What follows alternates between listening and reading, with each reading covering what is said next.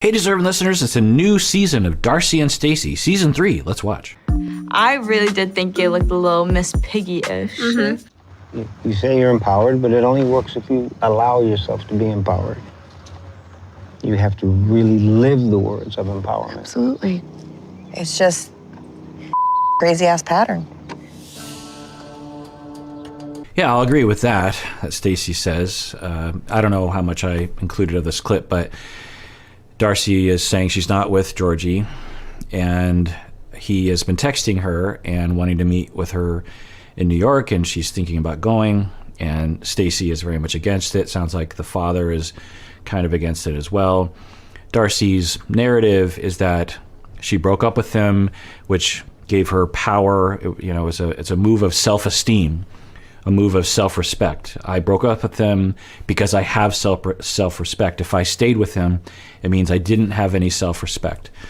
I think that that's a possible narrative if we have things going on behind the scenes that we don't know about. Given what we saw last season, it didn't resonate with me. I'm not in Darcy's shoes. I know that we only see a little window into their lives, but what it looked like to me was some minor bickering and some behavior from him that was unfair and hostile. But really, it just looked like Darcy getting up in arms about things that didn't seem to make a lot of sense. For example, Darcy, was talking with his ex actively, frequently, and they were both speaking ill of Georgie behind his back. And Darcy was listening to the ex-wife, hearing all sorts of really negative things and just agreeing, yeah, he is like that. And maybe he is, but just that action of going to one's ex and believing everything they say, and then going to Georgie and not believing him. Georgie goes to Darcy's ex, Jesse, and Jesse is feeding Georgie with a bunch of negative stuff about Darcy, and Georgie blows him off and says, no, Jesse, you're wrong. Darcy's better than that. But just talks with Jesse once. And for Darcy, this was a huge betrayal. It was an absolute horrible thing that he did. She could not believe that he had done that to her. And now we understand, of course I understand, that people act irrationally sometimes based on relational traumas. It paints there's a lens that they're looking through that they see. And so for her, it could have felt very much of a betrayal. It could have felt very hurtful. Particularly Jesse, I think she has a lot of pain around him. And I'm always thinking, why didn't you just ask before you did it? Why couldn't Georgie just say, hey, I'm thinking about talking to Jesse. I don't really understand why you would talk to Jesse, but, well, I think Georgie would say, well, I was trying to get some insight into her, but, why would you go to Jesse for insight on Darcy? Anyway, so that was just one example. There are other examples of Darcy having a narrative that, at least what we saw on the TV show, just, again, didn't resonate with me. So because of that, she feels like he is a horrible person. I think she even said he was gaslighting her during the tell-all, anyway, or the follow-up episode. I think it was a Bears All, anyway. And she's saying, I broke up with him because I have self-respect. I'm empowered. Me and my sister, we have power. And I think my hypothesis about this was that both Darcy and Darcy and Stacey have faced difficulties throughout their life. They were bullied, I think, or at least ostracized growing up. I think there were other kinds of things, feeling an outsider, maybe even mistreated by men over time, or at least that's the narrative. And I think that there's this vacillation for Darcy, and we've seen it with Jesse, we've seen it with Tom, now we've seen it with Georgie, that she has needs. She has romantic needs, companionship needs, attachment needs.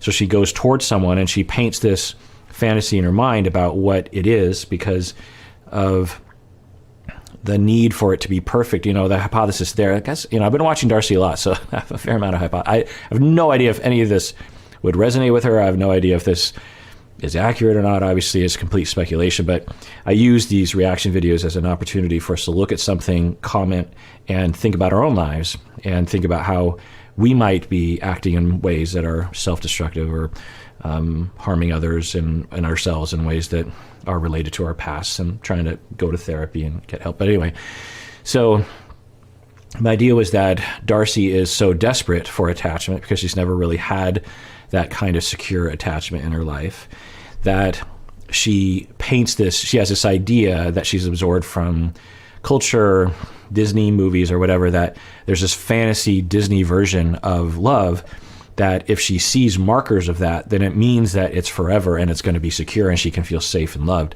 And so she needs to be wined and dined, and she wants glitz and glamour, and she wants romance and down on one knee, and and there's certain things that she's looking for instead of looking for, are we compatible? Do I know you? Do I like you? Do you like me? Are our plans good for each, are we on the same page here? Do we like spending time with each other? It doesn't seem like she focuses on, at least from the clips. And there's an element of dating people from very far away. She had this idea of who Tom was. He was this dashing James Bond character, and then she meets him in person and she's like, well, not really, right? Anyway, which is kind of an understatement. But so for Darcy, she had that deep desire and that worry that it would never work out. So because of her desperation, she needs things to be this fantasy, and then if she sees anything diverging from that fantasy, she completely falls apart. The floor falls out beneath her, and she feels as though everything is bad, everything's wrong, the relationship is wrong, this person is treating me terribly, it's just all or nothing, black or white. And so with Georgie, it was starting to get into more of the mundane. First season with Georgie of Darcy and Stacey, there was much more of that glitz and glamour and indications of the Disney fantasy. But the second season was during the pandemic, and I think the first season was kind of too. But, it's much more mundane at that point. You're stuck in an apartment all day, and you're wearing sweats all day, and maybe you don't shower. And so it's much more real. And my hypothesis was that, and I really don't, this one's pretty shaky as an hypothesis, that led to realize or bumping up against the reality of a relationship where there aren't overt indications of romance and dedication and perfectness. And that made her feel very insecure of like, wait, if there aren't glaring, obvious examples of this person is into me and they're down on one knee, because, you can't do that all the time, then this isn't working. This is unsafe. This isn't real love. This makes me feel bad. And so she had this feeling on the inside based on her transference from her past, or displacement from her past, from previous relational traumas, of which I don't really know about. And she starts to look for evidence that backs up the way she feels. We do this all the time. And there's research that shows this, that when we're feeling a certain way, we start looking for, why am I feeling?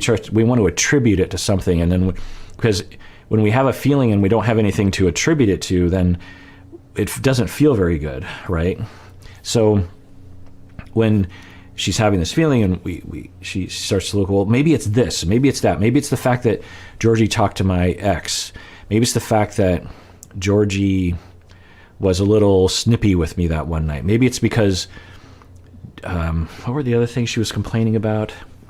I can't remember, but it just didn't seem to make a lot of sense, right? But it makes sense in this light. This is why self-awareness is so important. This is why therapy is so important. When you become self-aware, then you don't do those misattributions. You attribute it to, oh, this is my past coming up right now. This isn't my spouse right now. Maybe a little bit is my spouse, but 90% of it is me displacing my relational traumas that I went through growing up onto this person. Oh, okay. So then at least you have some power over it if you at least you can know about it. So anyway, Georgie's been reaching out to her, and she is, I think, contemplating, at least toying with the idea of getting back together with him. But she's framing it in this black or white deal of, well, but I've already gone on record and said to myself and others that to be with him is to be disrespectful to myself. And so I think that Darcy and Stacey may have been through a lot of that growing up, where they were being imposed upon somehow in their minds or in reality, and they relied on each other. So there's this pendulum swing from, I'm heading to romance in the fantasy version of that I need to be true, and I'm desperate for it to be true because it's never been true. And of course, most people want attachments, so she wants it. And then when something kind of goes wrong, which is normal in relationships, it's seen as like, oh, it's going to be a disaster. It's going to be like all those other times. And then you swing to this other side where Darcy and Stacey are bonded, and maybe even, surgeries are a part of that. I think I hypothesized that as well, that maybe over the last, 10 or 20 years, there's been this element, this routine or even ceremony or ritual around, if we are doing these things to our bodies and faces, it's an indication to me that I'm taking care of myself. And we're doing this together as twins. We're sisters. We're together. We're powerful. We're powerful women, And it's this vacillation between those two positions. And instead of another position, which is, I am powerful and I'm worthy and I deserve respect and I have a great relationship with my sister, and maybe I made some mistakes with Georgie, and maybe we should talk about it. You have to first believe in yourself. You have to have the confidence in yourself and the love of yourself. So all this other stuff that you've done to make yourself feel good about yourself, to make the ultimate change in your life, it starts inside.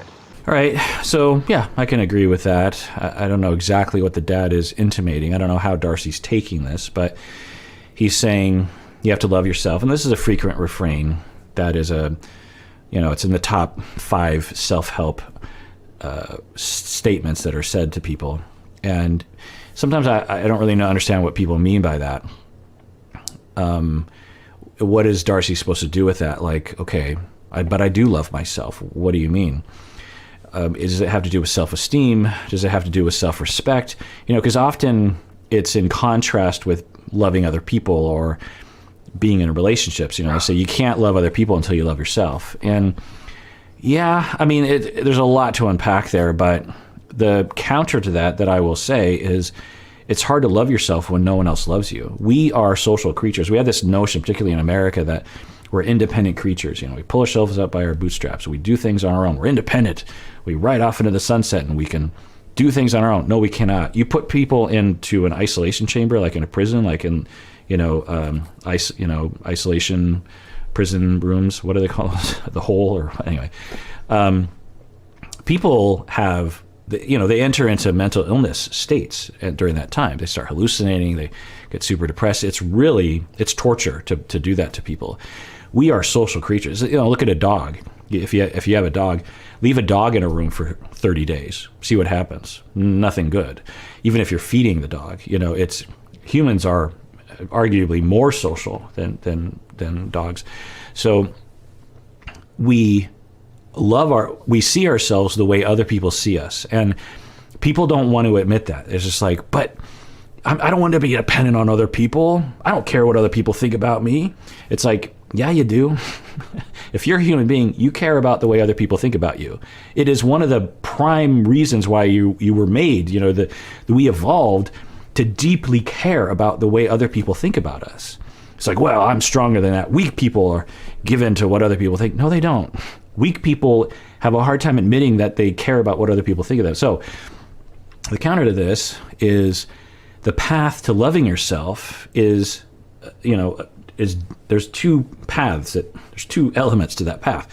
One is to love yourself, for sure, if you have negative self-talk, if you're not taking care of yourself, but also to have secure relationships that treat you in a way that is lovable, that teaches you, oh, I am worthy, I am lovable. For people who have low self-esteem, for people who don't feel they're lovable, why do they think that? Well, it's because they were treated that way. For people who believe they are lovable, for people who have high self-esteem, why do they feel that way? Because they were treated that way. People with high self-esteem didn't just emerge from the womb or somehow just make a choice at the age of 25, I'm going to have high self-esteem. No, that's not how it works. We all understand. High self-esteem, low self-esteem, completely dependent on how you were treated.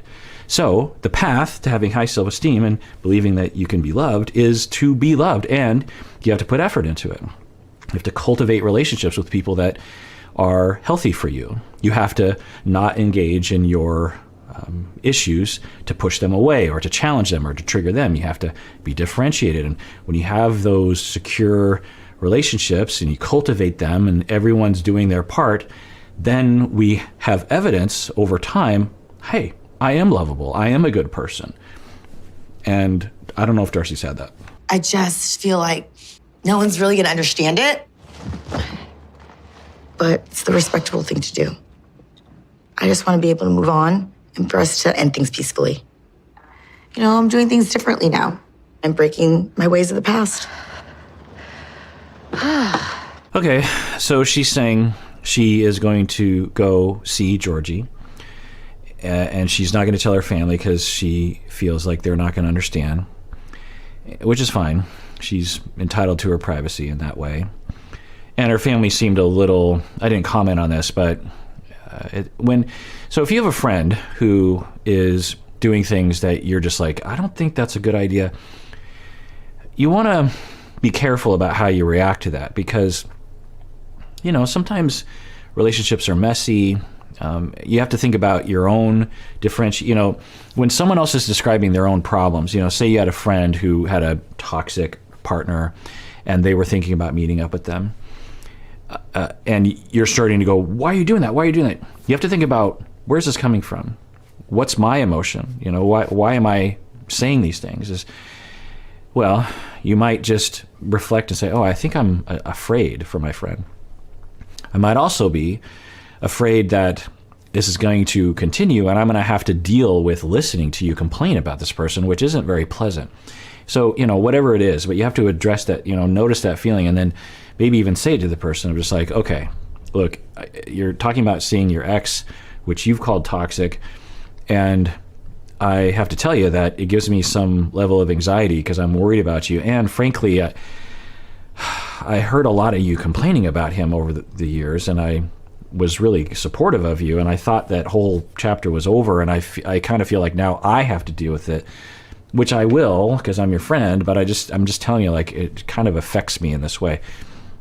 You know, so you can take responsibility for your feelings. What often happens is exasperation, like the way Darcy or the way Stacey was talking to Darcy. Like, no, you have to respect yourself. You don't, you know. And then what happens is Darcy won't tell you when she wants to do something. What Darcy is saying is she wants to have closure, which I think is great. She says, you know, I've done my pattern in the past. I wonder if this is a product of her therapy. I don't know. Was to have this huge blow up and then to write the person off and to have all this animosity. But I don't want to do that this time. I want to do it differently this time. I want to have it be a nice breakup if you can achieve such a thing. And I think Georgie might be up for that. I think that's great because for Darcy, a big part, I think, of her problem is every time she has, you know, like with Tom, I would say that, I mean, he could really be a jerk face sometimes. But I think overall, it was just a difference. It was just an incompatibility that, you know, there's different levels of compatibility. And I think they had like a 3-month compatibility, if you will. And it ran its course and it ended. It got nasty at the end and he was hostile and commented on her weight, which you have to wonder if that gets under her skin, so to speak, and causes the whole activity. But anyway, so those past relationships, what happens when you do it that way and you have this huge blow up and you write them off and you have all this animosity and hostility, you have this vision of the past that's extremely negative. You have a vision of that past partner that's extremely negative, even though at one time you were totally in love with them. And what that does is it gets into your head of, one, I can't trust people and I can't trust myself. Whereas if you can manage, it depends, it takes two to tango, a breakup that involves some level of lack of hostility and some level of respect towards each other and care for each other, then you can say, you know, didn't work out. There were some hurtful things going both directions, but, you know, that was a good person and, you know, just not for me and I'm not for them. And I can, from that narrative, because that could have been achieved with Tom. And it kind of was in a sense, but not entirely. But if that's achieved, then one, your trust in other human beings is facilitated, and your trust in yourself is facilitated. Whereas if you have a bunch of Jessies in your life, then the next person you meet, you're going to have even more fear. Your body is going to be terrified because you're like, look what happened to me in the past. And the past has something to do with how you engineered those breakups. You know, I've had a lot of toxic relationships. And, you know, they've always ended on a really bad note. But this time, I definitely want to be the bigger person and end things on a better note. That's great. So she's saying, I've had a lot of toxic relationships and they've always ended on a bad note. I'm guessing that that's not just Tom and Jesse and Georgie. So I'm guessing that's, you know, some others as well. Positive note. So there's no hurt feelings, no animosity, and I just want to be able to break the bad patterns. Yeah, that's great. Now, I hope she's in therapy and thinking about all the patterns that she is engaging in. But, you know, starting with this one, saying, oh, you know, whatever I'm doing, it's not really working. So maybe if I do it this way. Didn't know we were having a picnic. It's nice. Got some flowers for you. Aw. Yeah, I'm happy to see you. I mean, this is beautiful and all, planning this picnic with the flowers, but I'm confused, very confused. Wait, are they going to get back together? Because he seems like he's trying to woo her, and maybe it's working.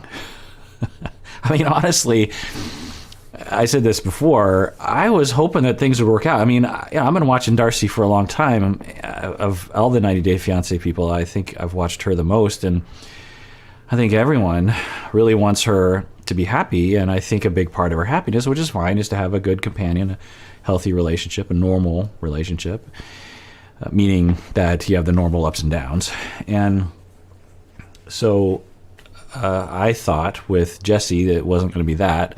With Tom, seemed like maybe, but it didn't work out. But Georgie seems to be the one. He is accommodating, he's chill. He has his issues, you know, for sure, but who doesn't? And I thought, if anything's going to work, it's going to be with Georgie. You know, he seems to have it all. So I'm sure some of you in the comments are saying, well, Kirk, why don't you marry him? Anyway, so I am I'm hoping. So, but, you know, I just hope that both of them are happy, and if there's a path forward. But then you have to wonder, like, okay, say they get back together, will Darcy be able to manage her issues? Will she be aware? Will she be able to speak from a differentiated way? Like when you talked to Jesse, it scared me because of da-da-da. Instead of just saying, you're gaslighting me, there's something wrong with you, you disrespect me, you know, the kind of language that and mindset that she can get into. You know, because, I don't know, I just feel like personally my own emotions, I've been burned before because I got my hopes up, particularly season 1 with the two of them.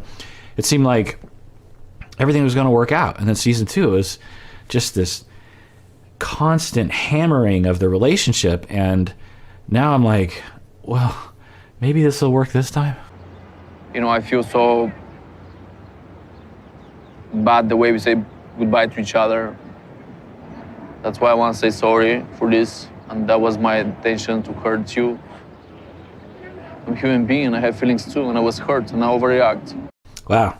He's a keeper, Darcy, so how many times do we want people on the show to just say that? If there's one thing that you can learn from everything you've ever watched from me, it's that sentence.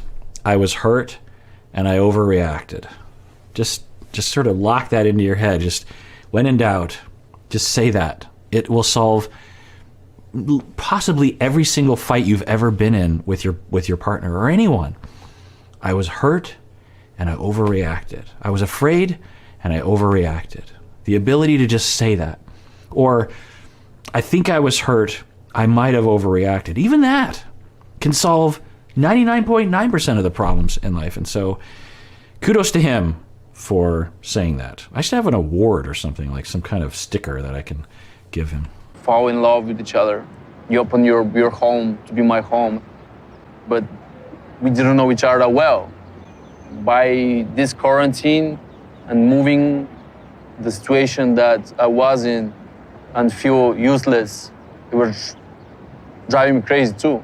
Interesting. So he's saying that it was stressful under quarantine, not having his job anymore, feeling useless, taking a toll on him. Okay, makes sense. Yeah, kind of was my identity, like who I am. The lockdown affect us, everybody so much, and just feel like prisoner. I don't feel myself. And in the end, just emotion, they become too much. And I was like lashing out with Darcy. Yeah, I can see. I'm remembering other things that didn't resonate with me last season about what Darcy's complaint were. Remember the whole money in the sock thing? That was like, I don't know, sometimes people put money in their sock drawer. What's so yeah, you just think about it from Georgie's position. He meets Darcy, and you know, Darcy has a whole world. You know, you think about the cameras and the Instagram, you know, he had a whole life before he met Darcy. He was a human being who had a identity and a life and friends and a job and a house, and then he meets her, and you know, he wasn't forced. He did it willingly, maybe even asked to do it. Moved into her place, and then quarantine, and you're locked in. Lost his job, you know, probably no contact with his friends. Everything in the world now, Instagram, TV show, is all he is Darcy's new Tom or Jesse. And that's your whole life, and he's trying to perform for the cameras and da-da-da. And who am I now? Like that must, just think about it, that must be so weird. And that was hard for him, and he's saying he took that out on Darcy. I regret that, and I know this was wrong. Sorry for everything I do wrong. But I want to do everything to fix it. I know it's not going to be always easy. Okay, so he's giving his intentions to make things right, get back together. Now, what I would hope is that Darcy can also say, I also was hurt and I also overreacted. I hope she can say something like that.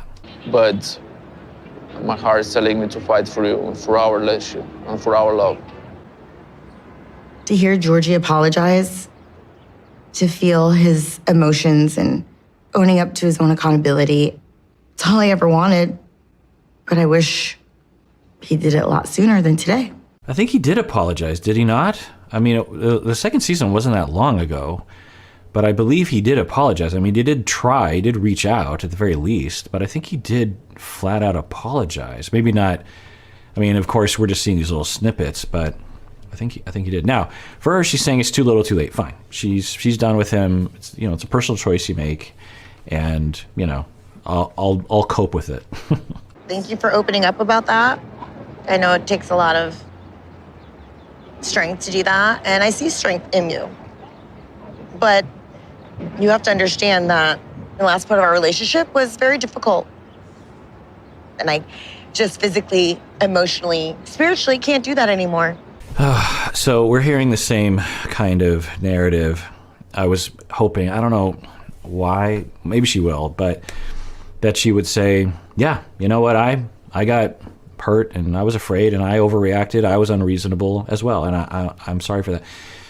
But you hear the narrative. He was toxic. He did something wrong to me. I was fine. I was perfect. I didn't do anything wrong. I was completely reasonable. And that's not a choice. For people that do that, it's typically not a choice that they make. It's a distortion. It's a perceptual problem. We sometimes call them personality, character, or logical issues. And it's based on past schemas that were developed in reaction to what was happening when you were younger. So this isn't promising. Not, you know, her and Georgie, whatever. But if Darcy's going to be happy, if she's going to establish relationships that are gratifying to her, she has to be able to look at herself, at least in part. She can absolutely assert herself and say, I don't like that, you did something wrong. But she has to be able to say, I have emotions that cause me to see things that aren't there, not hallucinations, but to, you know, bias me in certain ways. Some of my behavior wasn't unfair because of my emotions. I'm not a terrible person. But of course, when you don't have any self-esteem, those kinds of ideas are incredibly challenging to a very thin foundation that you're standing on. And so you avoid any kind of intimation that you did anything wrong because you're already beating yourself up internally anyway. So,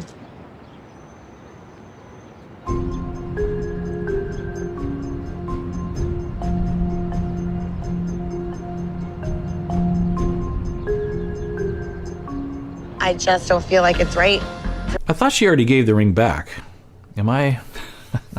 I need to keep notes. Sometimes I feel like I need to have like a bullet point. If anyone, by the way, I'm sure no one will, but if anyone ever wants to kind of bullet point every detail about some of these individuals, I welcome it.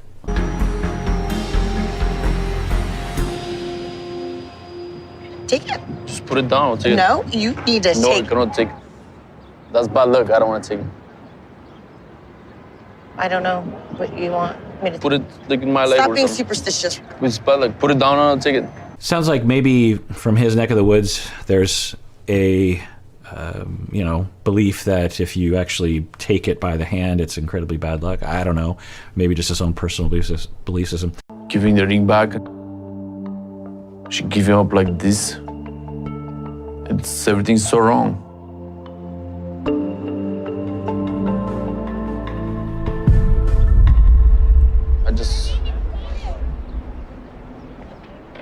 I didn't expect that. Yeah, it happens. You get dumped and then you meet up to chat as friends. You have high hopes that you might be able to get back together. You find out it's not going to, he's probably been thinking for days now, maybe weeks, like, this meeting is coming up. Maybe we'll get back together. I'm going to have this picnic. I'm going to say all the right things. I'm going to apologize. I'm going to do all the right things. And then she's like, nah. And it happens. Now, hopefully, if as they're breaking up, they can preserve their goodwill so that both of them don't walk away with unnecessarily negative narratives about their relationship. Okay. Yeah. You grab my bag. Don't forget your ring. I know we have problems between us, but I don't want to give up. I want to make this work this time. Wait, let me help you. I got it. No, you don't need to get it. Interesting. So it sounds like he's going to continue to pursue her. I hope it doesn't rise to Danielle's stalking levels, but he's still hoping, and I don't think it's an irrational hope. Darcy seemed to be saying earlier in the episode, I don't know if I showed the clip, that she said she was confused, like maybe there's some element of possibility for her. I don't know.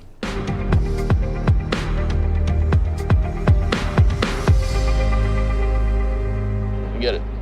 All right, well, that does it for that episode of Psychology in Seattle. Everyone out there, please take care of yourself because you deserve it. You really, really do.